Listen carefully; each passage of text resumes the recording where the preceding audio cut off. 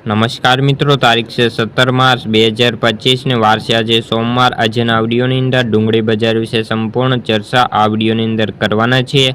તે પહેલાં ચેનલ ઉપર જે મિત્રો નવા આવ્યા હોય તો ચેનલને ખાસ સબસ્ક્રાઈબ કરી દેજો અને વિડીયો પસંદ આવે તો વિડીયોને લાઇક કરી દેજો। તો મિત્રો, ગુજરાતમાં નાસિકમાં ડુંગળીમાં વધતી આવક સામે ભાવમાં પણ સ્થિરતાનો માહોલ જોવા મળી રહ્યો છે। ગુજરાતમાં નાસિકમાં ડુંગળીની વધતી આવક સામે ભાવમાં પણ સ્થિરતાનો માહોલ છવાયો છે।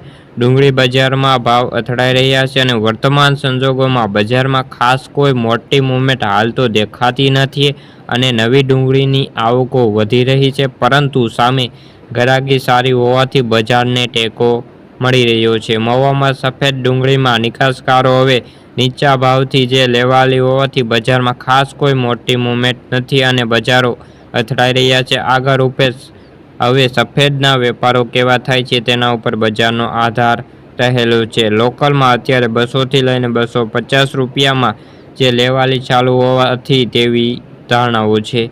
મહુમાં લાલ ડુંગળીના 60,000 કટાના વેપારો જોવા મળ્યા હતા અને 20 કિલોમાં ડુંગળીના ભાવ અત્યારે 200 રૂપિયાથી લઈને 239 રૂપિયા જોવા મળી રહ્યા છે।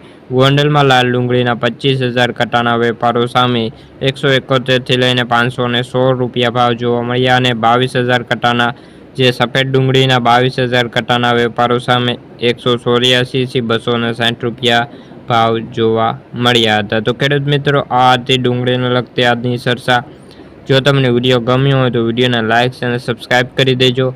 ફરી મળીશું બીજા વિડીયો સાથે, જ્યાં સુધી જય જવાન જય કિસાન।